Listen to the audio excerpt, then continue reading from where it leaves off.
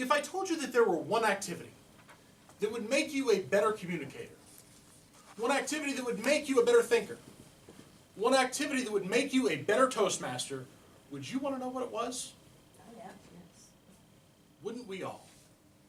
Madam Toastmaster, my fellow Toastmasters and guests, I'm going to go really, really meta on you right now, because tonight's speech is actually a blog post that I wrote last week.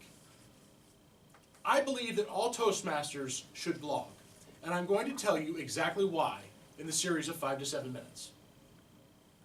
What's the biggest problem that most Toastmasters have before they're heading into a meeting where they're scheduled to speak?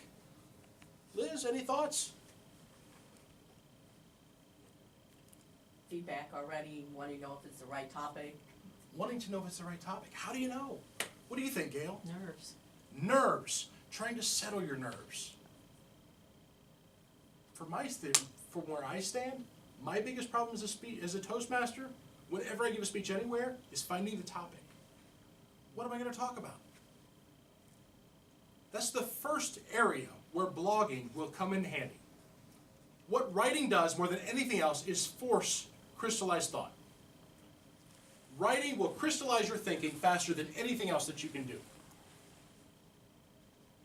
One of the quickest ways that we can crystallize our thinking by blogging is counting our words.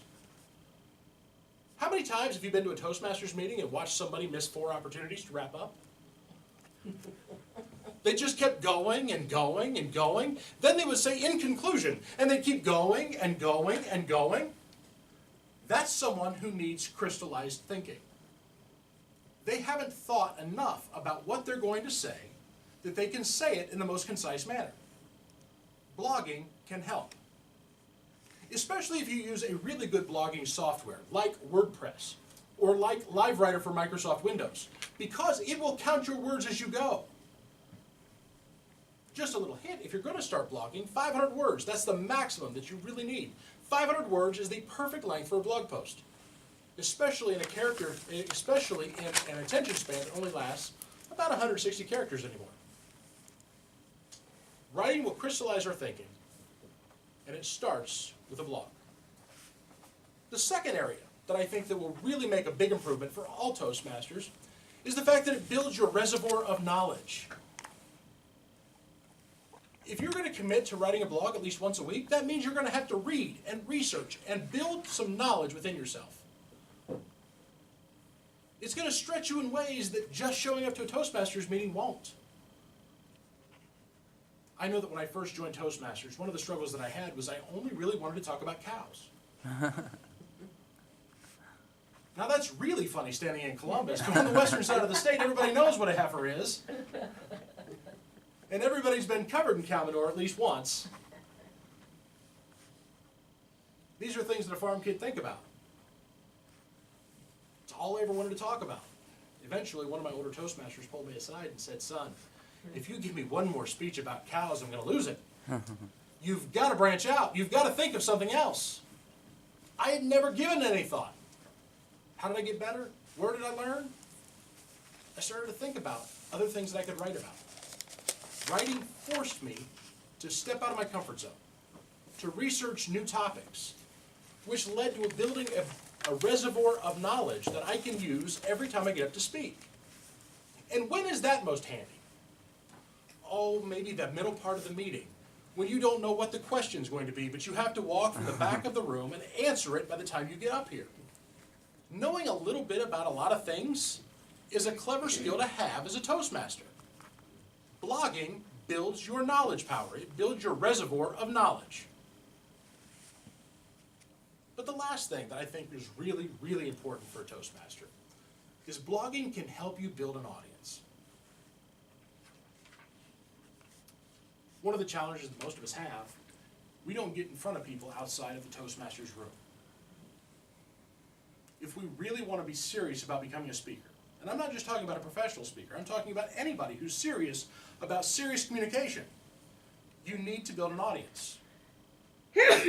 Blogging will help. Because blogging does 2 things when it comes to building an audience. First of all, it lets people know that you're writing. It lets people know that you're interested in something. It lets people know that you have some excitement about you, which makes people more interested in hearing you speak. But going one step further, what blogging does is it establishes yourself, it establishes each and every one of you as a thought leader, someone who has something to say, an expert in your field. It doesn't really matter what your blog is about. As long as you're posting content frequently, you will have the ability to build a base and establish yourself as a thought leader, someone who has influence within your sector, whatever that sector is, even if it's cows. My fellow Toastmasters, I've given a lot of thought about what makes a great speaker. And I truly believe that a great speaker is someone who's made a lot of mistakes and is honest enough to tell you about them. If any of us are going to become great speakers, I believe that blogging is a great way to start, because it will crystallize our thinking. It will build our reservoir of knowledge, and it will help us build an audience. And with crystallized thinking, with a reservoir of knowledge, and with an audience to speak to, all of us will become better communicators. All of us will become clearer thinkers, and all of us will become better Toastmasters. And I'm pretty sure that's the reason we all signed up to begin with. Madam Toastmaster?